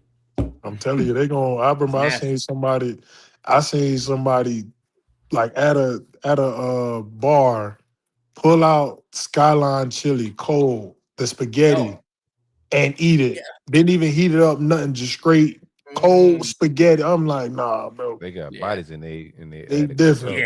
That's a different. no-fly list, FBI, most wanted. This person's dangerous. Sinister behavior right there, pulling wet spaghetti noodles out of a bag at a bar. Yeah, what's it like coming in undrafted free agent, like just battling in the camp? We see it on Hard Knocks sometimes, man. But how grueling is that mentally, and how you play locked in? Listen, I'm telling you, I didn't have time for nothing. I didn't have time to answer mama calling, dad calling, sisters calling, nobody calling. Every day was just straight. Cause you know, Pittsburgh, you stayed in Latrobe. You know, you stayed at the Catholic school in Latrobe and stuff. I didn't know what that was. I'm like, all right, we just gonna be staying in some dorms. Man, it's out in the middle of nowhere, bro. You have nothing around you. The closest thing to civilization you got is a Starbucks, and it's 5 miles away. Which we had Ricky duties of going to get coffee every morning for the O-line room. Every morning we had to go get coffee and bring it back before meetings. But I mean, it was a grind, bro. Like, you know, every day was taxing. Every day you had to either get better or you was gonna get left. And honestly, going from rookie mini count to how fast that was to mini camp, and then just transitioning into training camp after that, bro. Like, it was just the rookie year was the longest, hardest year of my life. I promise you, from January to December. And that rookie mini count, like, it was just a lot of battles, bro. It was never a dull moment. Every second, every rep being calculated and somebody evaluating it. And every day I have Mike T would come up to me and he'll just be like, all right, now 7-4, big Gainesville, what you gonna do today? How you gonna come out here today? You gonna be ready for the opportunity or you not? And every day is like, oh my God, like it's game time. Like, what's up? Like, what y'all need type. You know what I'm saying? And it got to the point where I had some rookies that was in the same position to me. You know, they was, you know, still trying to fight for a spot on the team. Some of them just checked out. But I'm still checking in, trying to see how I can get better to get to that point where I want to be at. And even at the rookie mini camp, I had one of the roughest days. I had like one-on-ones.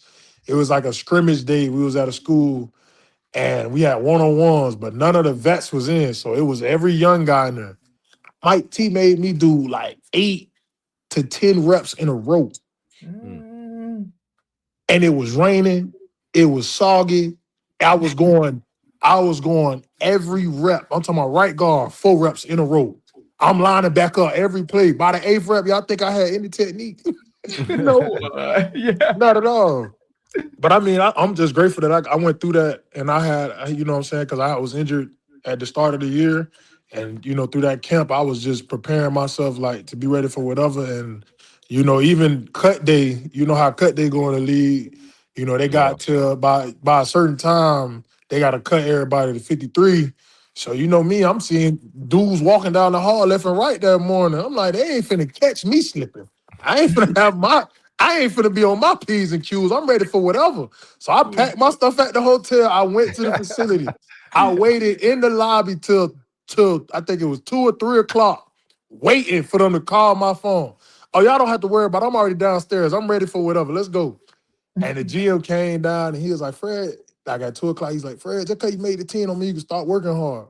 That was the fastest walk I ever had back to the hotel. Called my agent. I did it. I made it. You know, I was happy as hell. And then they waived me like halfway through the year. I was Yeah, I already I was know. pissed. I was hot. But it was fun though. I mean, that proved I got to prove to myself and prove to everybody else that like, I'm supposed to be here. I'm supposed to this where I belong type. So For sure. So what's So it then like the year you transition. get picked up by Philly? Like what were you going through? I know you were waived and you got picked up when they was on the that run, that run. they was I mean, it was 22. I went to Tampa Bay after we went to the Super Bowl with Cincinnati the year before and lost. I was more hot, I wasn't playing, but that's neither here nor there. Yeah, they were Went to terrible. Tampa Bay, like, hey, y'all gonna give me an opportunity to compete. I can compete. Didn't really understand like guarantees and stuff until I got to Tampa. The dude in front of me was guaranteed, money. I wasn't. So I was expendable come cut day, like come the trade deadline and everything else like that. They waived me and I'm just looking at my agent like, I don't know where we're gonna go. I don't know what we're gonna do. He's like, we're going to Philly. I was like, who? He's like, we're going to Philly. I said, the team that's like 10-0 right now, you want me to go there? I was like, all right. Went there, worked out. Forever grateful for those guys for bringing me in. But it was kind of weird because I went to go work out and how they was getting me going through the motions. After I worked out on the field, they had me go in the locker room. He was like, yeah, we finna get you ready, get your stuff. We finna take you back to the airport. I'm like, dang, I ain't even get picked up. I'm finna be on the street. I ain't finna have no check. Like, what's going on? And dude came back in there like 5 minutes later, quick. And we doing the audible. Come with me. We finna take you upstairs. We finna get you your screening, like the medical stuff, this and that. I'm like, damn, bro, what happened? Like, you just said I was going home 2 seconds ago. He like, nah, they want you to stay. I don't know why. And I'm like, all right, bet. Say Then I less. got in the old line room the next day, bro. It was like 16 people in there, bro. The 10 starters and 6 practice squads. Then me. I was the last one. I said, it ain't no way, bro. But I was in such a dark place because, my time in Cincy bled into Tampa Bay. And then just the feeling of, constantly coming up short. I was done with football, bro. I was honestly like, bro, I don't want to do this no more. This ain't what I signed up for. The best person, should be on the field. The competition should be fair throughout. Politics, man. I Politics was is done with hard. it. You know what I'm saying? The Yeah. politics of it, I ain't know. So I was just done with it, man. I had so many people tell me I'm destined for this, but I ain't even getting a chance. And when I got there, it was a blessing in disguise because, Lane, Jordan, a lot of them boys, they rap. They wrap their arms around me, talking about, Fred, you're gonna be just fine. Just do what you gotta do every day and keep getting better. And that's just what I did. The next I finished practice squad that year. We went to the Super Bowl, lost. Came back the next camp, ready to go. Had a great camp. They extended me, gave me another year guarantee. And I'm like, this is what I needed to get the exposure. And, ever since then, it was just uphill battle. Last year, not this year, but the year before, when we won the Super Bowl, I had to step in and play, against some great pass rushers. I had to go against Trey Hendrickson when he was that year he finished the sack leader. You know what I'm saying? I had a lot of challenges the year prior to last, and we ended up winning the Super Bowl, so everything felt good, felt cordial. I'm like, okay, I'm destined to get a payday, and it just didn't work out. Ended up going to Jacksonville. Thankful for them. Scarlett was there. I was They competing try to my run ass my off. dog through the ground over I there. was competing my ass off. We had somebody with the same rep counts as me. Brett got the Same most rep reps on counts the as team. me. We both got the same rep counts. One day they say, Fred, I'm thinking he finna go in. Like he finna get catch back up to me in the rep counts. They said, Fred, no, you gotta go back. You gotta go back. I say, bro, I don't have nothing left. I ain't got nothing. They say, yeah, bro, just retired. What? He just walked off the field? Yeah. I said, you're lying. Brett's like he didn't consult with me. Man, listen here, I'm Before telling he you. walked off the field. I I'm didn't telling sign you. up on this. But at Scarlett was there, bro. You dead I ass had the serious. most reps Wait. on the team, bro. I'm talking about I'm trying to produce film, but I'm gassed. Yeah. Not because I'm not in shape, but because I'm in Jacksonville doing 40 reps of practice. What? You know what I'm saying? Doing 40, 60 reps of practice, And it was a grind, but like what I didn't do in Tampa a couple years prior, I gave up in Tampa. Once I seen the situation was nothing I could beat, I gave up. And this time around, I said, nah, I'm gonna keep going through it. And that's exactly what I did. I tried to make the best out of a bad situation.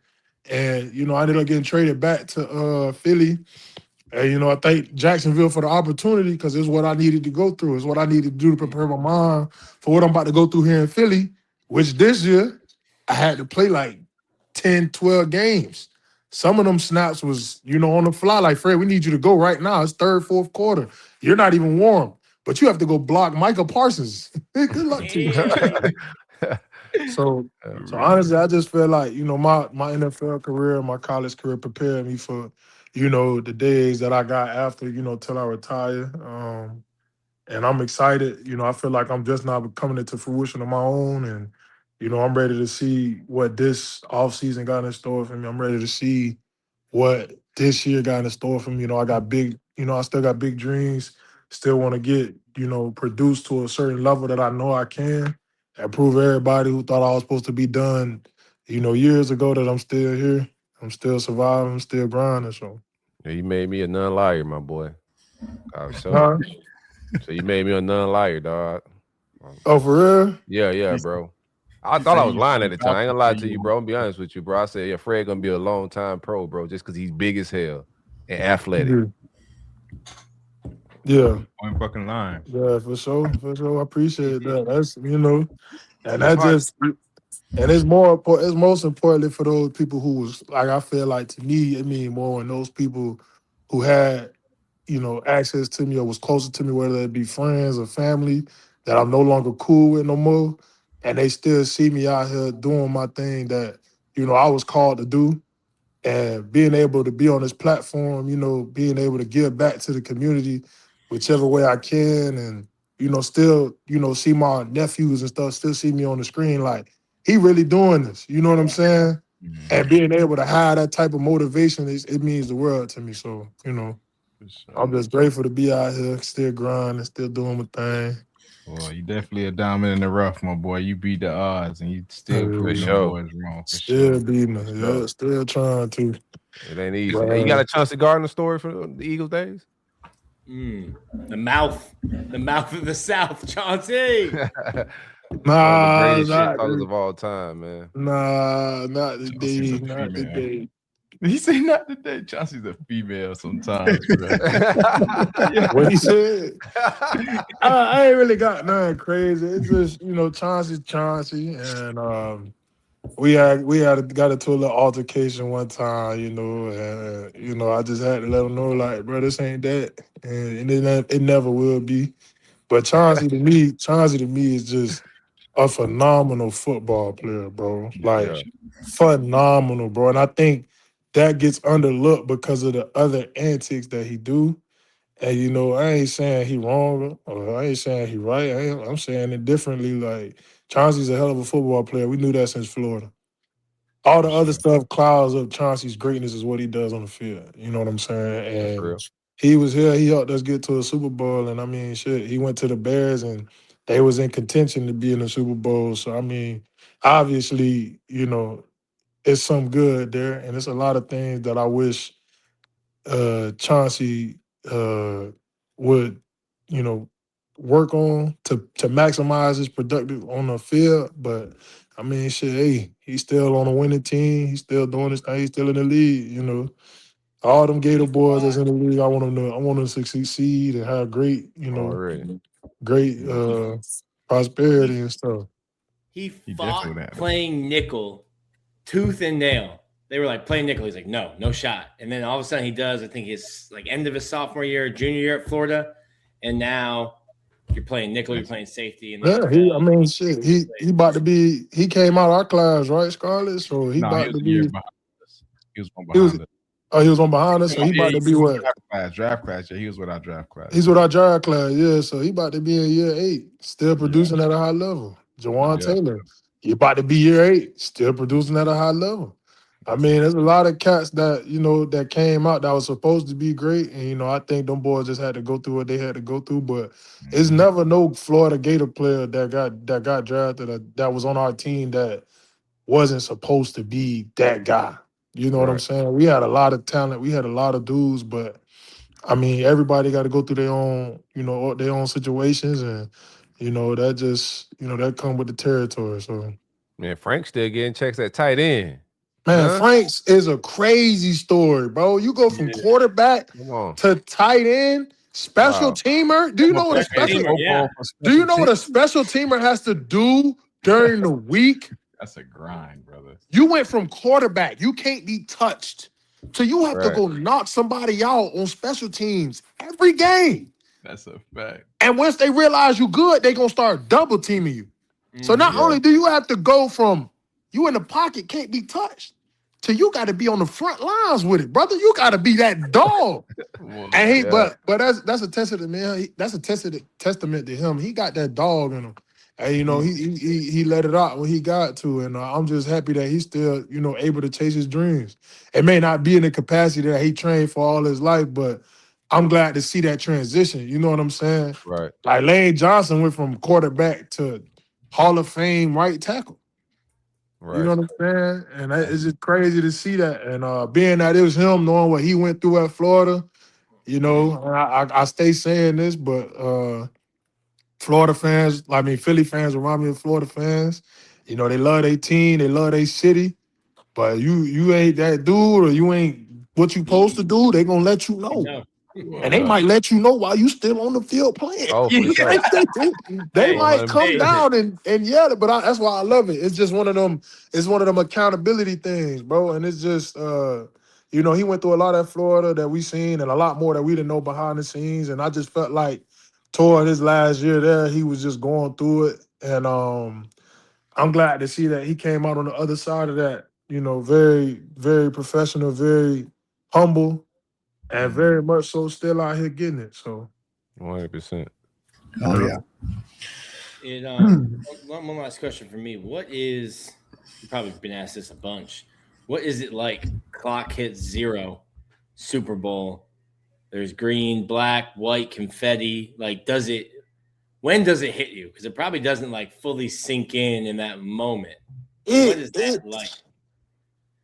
When that game was over, because we got in the last drive, so when the clock hit 0, I was on the field, and the confetti came out and stuff, man. It was just surreal. And then the confetti, they still have something coming out every now and then, but you get to hug your teammates, you get to, you finally did what you were supposed to do, and it was just surreal. But I think it hit me when I went to thank Stoutland, and I was like, man, thank you for believing in me, thank you for giving me a chance. And what I'm saying, thank you for letting me, be able to, giving me the opportunity to be at this place right now and be in this moment, because they didn't have to do what they did a couple years ago before that. But, I just thank Stoutland for everything. And it was surreal. That's when they hit me. I went and sat on the bench, cried a little bit, and then I went and, had fun after that. But it definitely was, thanking the guy that made it all possible. Besides God, but thanking the dude who took a chance on me and stuff, and helped let me be able to help them get to a Super Bowl. So what's the after party? What's the celebration? I ain't gonna lie to you. I'm gonna be now saying that surreal part, saying the surreal part and all the stuff right after you win it. This is what they don't tell you. Well, for me at least. I'm gonna speak on me. They didn't tell me that the moment fades so fast. Because you got to think about it. You after the game, you in the locker room, you turn up, you got so much energy, this and that. You got to go back to the hotel. The hotel, you got to go downstairs and go to the party. From the party, you got to figure out what you're going to do the rest of the night. But then the next morning, you got to fly out to Philly. But the parade ain't when you get back. The parade a week later. So the morning after having to get on a flight, and, granted, y'all won. You a champion. That's forever etched in stone. That next morning on that flight, the only thing in my mind was where the next opportunity at, what my future look like. You know what I'm saying? You need a long contract, huh? Well, yeah, what my future look like, what that's going, what's that going to deal to me and stuff. And I think when we got back, I was chilling. I was, vibing, da-da-da. But then when we had the parade, I got turned back up. But then right after the parade, you going home. I mean, I'm like, hey, hey, what's the next? What my life gonna look like in a couple months? And February is when it ended. Right around this week. Free agency March 11th. Right. So you got a little over a month from the guys in the Super Bowl right now to March 11th. You have a couple weeks, and then your life might be flipped upside down. So that's just basically, one of the things, like the fleeting moments of like the high. You come down so fast from it, it ain't even funny. Right to the business. Right to the business. It's strictly business after that. Yeah. So I mean, then you go get the rings and stuff. That's pretty cool. That was fire. The ring ceremony was smooth, but it was that definitely. thing is comically sized. It's on my finger, but it's nice. And you don't got no little hands. So I don't got no little fingers. Nah, what's this the ring size? I think this is 17, 16, 17. It don't ever leave my person though. Bro, you have to check that on an airplane. That's like a firearm. It's got to be in your checked bag. Can't even be able to carry on. Yeah, when we first got it, I was wearing it everywhere. I ain't care. And then I started thinking like, maybe this ain't the smartest idea. But ain't nobody running up on a 6'8", 200-pound man about no ring, man. Unless they got something that they can they got some use fire. unless David versus Goliath. Shit. I ain't gonna put it past nobody. Shit. The slingshot. Go ahead. Man, I almost got robbed my last day in Jacksonville after the preseason game. No surprise. Right before I got traded, I almost got robbed. It's been some tough time. I was like, let me put this up. This not smart. I told you, it's not safe to be there. It's not safe to be there. Jacksonville was cool. It just, it come with the territory. So, man, Fred, we appreciate you for coming on, man. You've been an unbelievable interview, man. I appreciate it. Appreciate let you. everybody know where we can follow you on social media. Fredo Kruger LXV on Insta. That's really where I be on. Just type in Fred Johnson. It should pop up like 2 or 3 or something like that. Well, let's get on, boys. But yeah, just Fredo Kruger on Instagram. Huh? That work on your SEO, man. Get you higher up on that list. So you SEO, nah. You're number 1 now, brother. Oh, number 1 on that? Well, It wouldn't be too hard. Better type in that name. Now you gonna pop up. I appreciate y'all though. We appreciate you. Thanks for coming on last minute, brother. Appreciate you. Best of luck next year. I appreciate y'all. Be safe. All right, bro. Appreciate it. Old-fashioned Stadium and Gale interview episode. Fire. All right, Fred's boys. hilarious, man. Let's get out of here. What do you think? Let's go, man. Let's do it, man. It's dinner time, bro. I'm starving. All right, yeah, it's dinner time. I'm gonna pick song of the week because I just want to tell you guys about a song. One time for our friends over at Alumni Hall, go visit alumnihall.com or go visit them in Gainesville on Archer Road. The largest selection of Florida Gator gear out there. So again, Alumni Hall on Archer Road or go visit them at alumnihall.com. I appreciate you guys for helping carry the episode today with my voice being what it is. Make sure you like, subscribe, hit the retweet button before you leave. We appreciate Fred Johnson. We appreciate Rod Johnson for joining. We're going to get a bunch more interviews as we lead into spring football, and then we'll have the interview everybody else is having after the spring practice is over. So go make sure you hit us 5 stars on Apple Podcasts and Spotify. With that, new Eric Church song with Tim McGraw and Hardy and somebody else who I don't like. It's called MacArthur. Maybe the best country music ballad that's come out in a decade. So everybody go check it out. Okay. I think there's a whole album. Better than Shabuzi? Yeah. I can confidently say that. Okay. Dan, Dave Morgan Wallen fan. No. I appreciate everybody that super chatted, everybody in the comments. We will see you guys same corner, same time next week.